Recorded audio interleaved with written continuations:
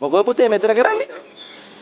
Tyre එකේ touch එකක් ගියොත් මට මාරු කරගන්න තේරෙන්නේ නැහැ නේ. අයියෝ ඔක මම මාරු කරන්න කියා දෙන්නම්. ඔක චූටි වෙටක් තියෙන්නේ.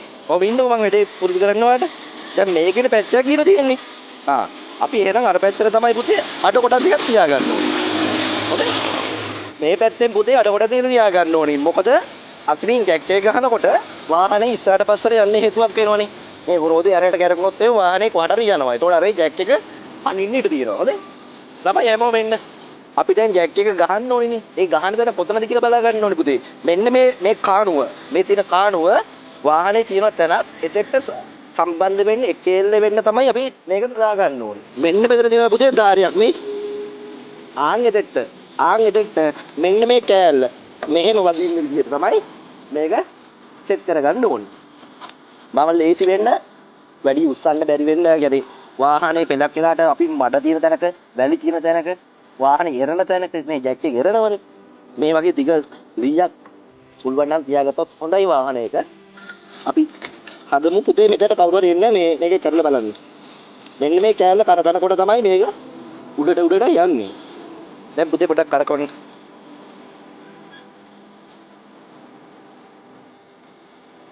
පුතේ දුවයින් කවුද දුවන්නේ? එතකින් දැන් අන්න හරි පාත් කරලා. සුට්ටහත පාත් කරන්න.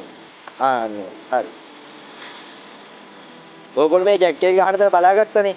පුතේ මේ ජැක් එක උස්සන්න කලින් අපි ඇන ටික ගලව ගන්න ඕනේ. ඒ කියන්නේ නට් ටික බුරු කර ගන්න ඕනේ. නිකන් බලන්න ඇවිල්ලා මේක බුරු කරන්න පුළුවන්ද කියලා. මේක මෙහෙම දාලා මේ පැත්තට රද කරන්න. අමාරු නේද? තදයි නේද? වාහනයක තියාගන්න ඕනේ මේ වගේ යකට පොල්ලක් නේ. යකට පොල්ලක් නේ බටය. මේක ලේසි වෙනවා ඒතර ගෑල්ලා වෙයි. තමයි වැඩියෙන්ම ලේසි. දැන් පුතේ පොඩ්ඩක් පාත් කරලා බලන්න මේක. සැහැල්ලුවෙන් පාත් වුණා නේද ඒක ගලව ගන්න ලේසි වෙන්නේ.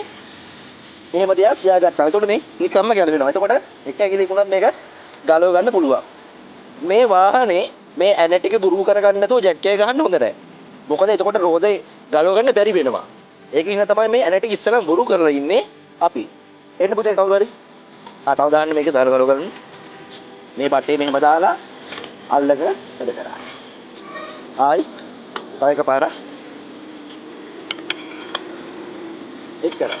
ඊට පස්සේ ඉතින් එක අතකින් උනත් නේ ගලව ගන්න පුළුවන් වෙනවා. දැන් ඇන ටික නට් ටික මෙතන දුරු කරලා තියෙන්නේ. දැන් මේක උස්ස ගන්න ඕනේ.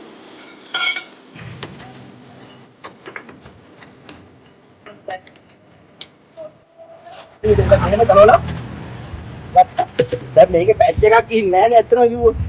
ඈ පැච් එකක් ගිහිලා එහෙම තිබ්බනම් එහෙම අපේ වාහනේ තියෙනවා පිටිපස්සේ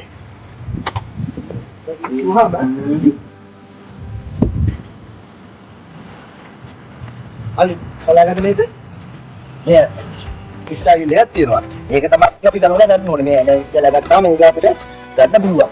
දැන් අපි අර වාහනේ රෝදෙම අපි හයි කරගමු නේද? එන්නකො ළමයි.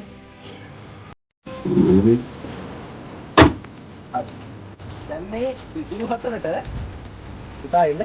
පුතාත් එන්න. මේ මෙන්නත් ඒ කලර් මේක දාගන්න ආයි.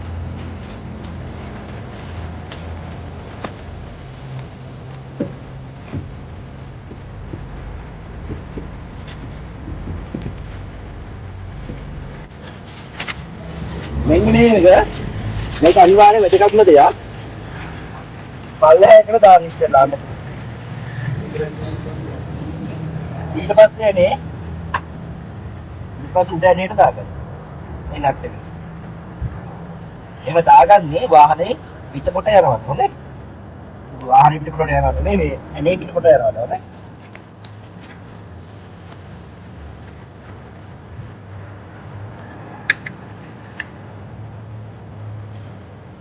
හරි දුව දැන් පොඩ්ඩක් අද කරන්න. දැන් ගැලවපු පැත්ත කොයි පැත්තටද? අත ගානේ අනිත් පැත්තට ඕනේ. ආයේ දැන් මේ පැත්ත.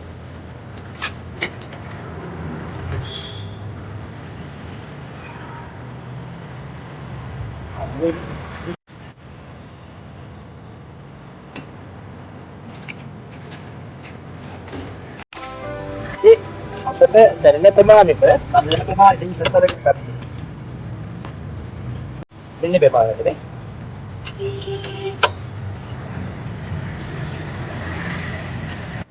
දැන් මේ ජෙට් එක ගහලා තියෙද්දි රෝදි සම්පූර්ණ තර කරගන්න බෑ මේ නට් ටික. ඒක නිසා දැන් මේක බා ගන්න ඕනේ.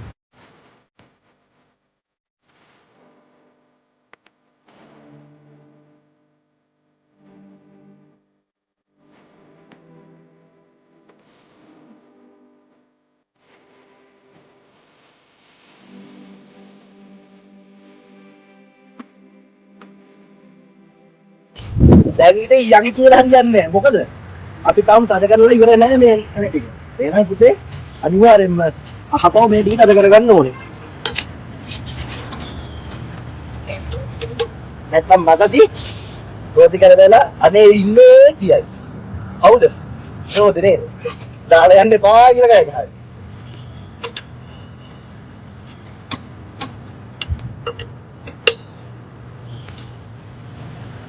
අපිට උදව් වුණා නේද අර අඩකොට දෙක. එහා පැත්තේ පෙලක් අයිට ඕක අමතකයි. ඒක පාරෙම තියන යනවා.